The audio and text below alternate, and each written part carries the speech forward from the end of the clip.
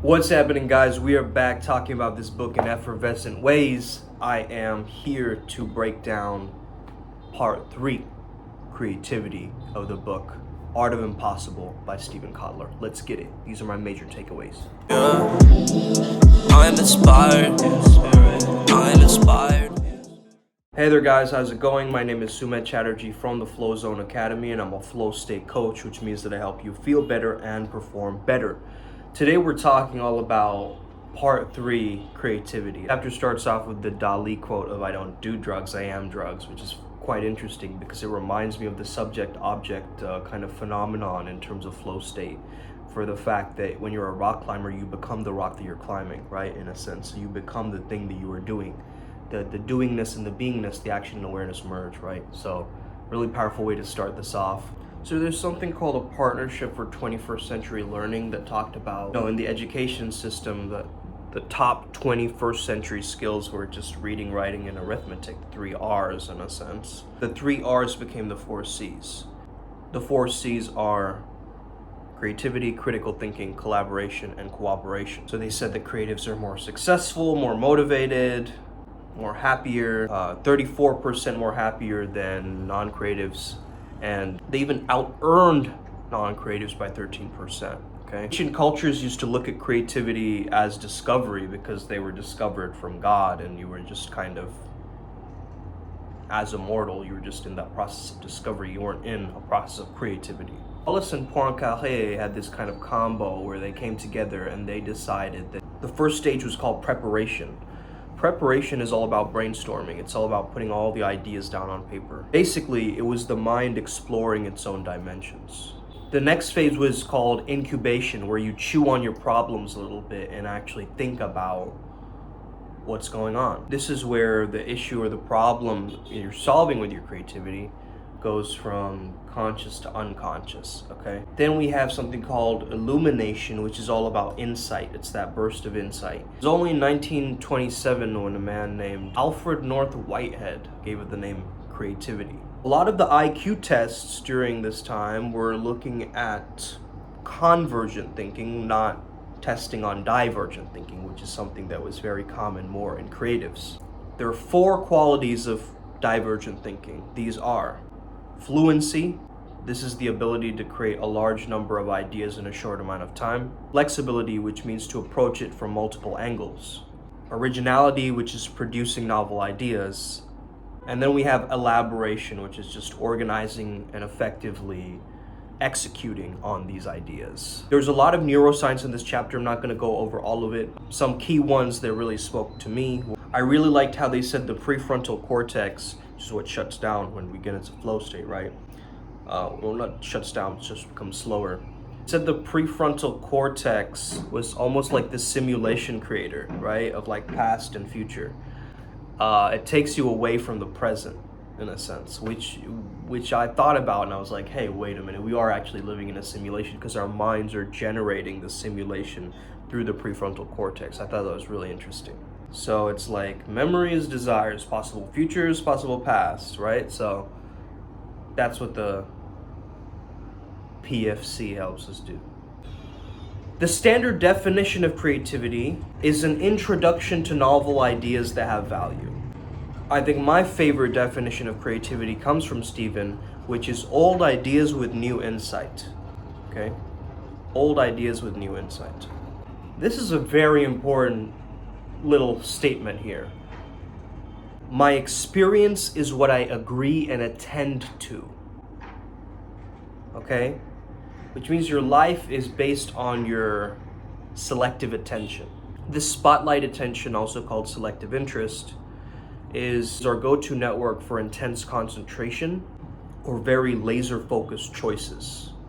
So the dorsolateral cortex focuses on short-term memory or working memory, and the orbitofrontal cortex, which is all associated with social cognition as well as risk assessment. This helps us make more creative decisions and choices, and it shuts down our instinctive brain in a sense. There's something called network coactivation, bending, breaking, and blending. Okay, the 3 B's.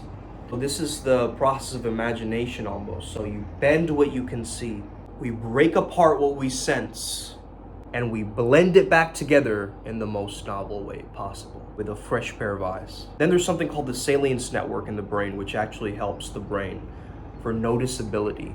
This also helps in divergent thinking.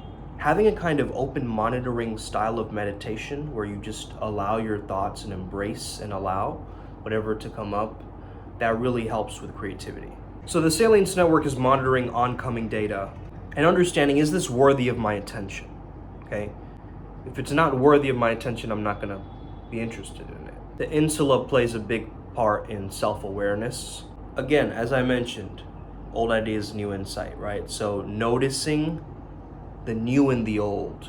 Having these 4 practices that we talked about in the last chapter of gratitude, mindfulness, exercise, and sleep are really essential. Gratitude helps us focus on the positive. Mindfulness makes us non-reactive. Exercise lowers our stress. And sleep kind of puts together this conveyor belt of all these different ideas together. So it's kind of a processing of data that happens during our sleep. Good mood increases creativity. Bad mood increases analytical thinking. Okay, this is really important to know. The times where you were overthinking or in your mind, you're just in a bad mood. So it's about changing your mood. This really is a game changer for me because I understand now that, hey, listen, my creativity is dependent on my mood. And I actually I wrote a paper about this, right? Studying the effect of binaurals on creativity and mood.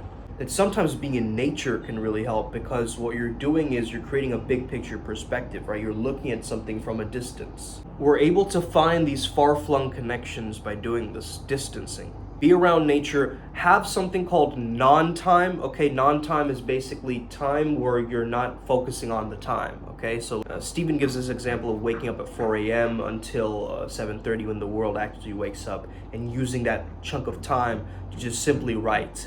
And he has no attachment in that time, so he can take 2 hours to write 1 paragraph if he wants to, right? But it's the freedom that gives him that acceptance. It's almost like the quote in the book was, "The limits create the liberation. The discipline creates the freedom," as Jocko Willink would say, right? Then they also start talking about how booze makes you more playful and how it affects the brain. When you're drinking booze, your risk-taking goes up, but it also goes back to those dusty corners of the brain and it's going into more of the subconscious state.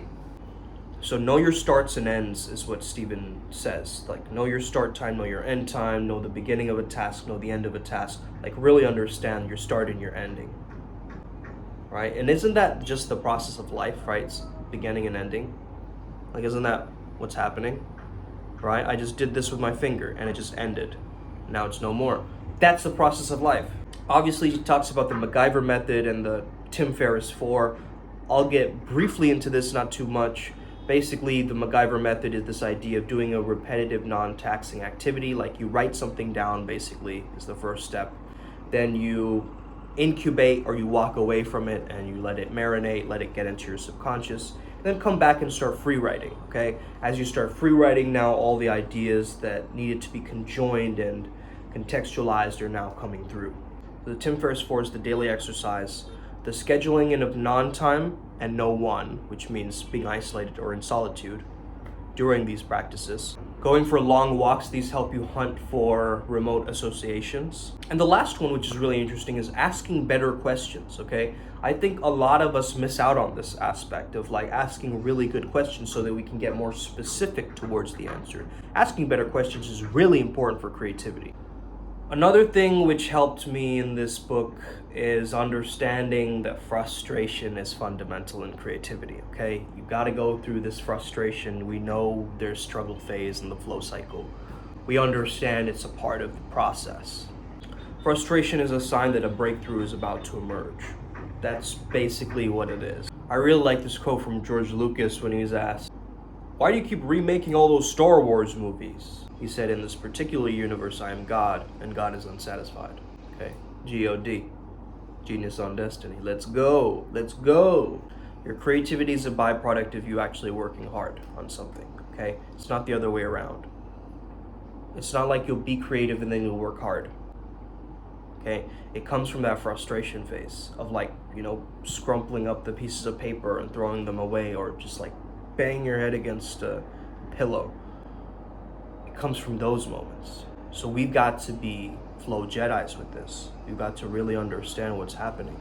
There was someone in the book who said this, that creativity is paradoxically about pulling out of the brain what was never in it. I really liked how they brought up Csikszentmihalyi, the godfather of flow, in this chapter, because he really breaks it down in terms of how we can live in the gray area and the diametrically opposed concepts, right?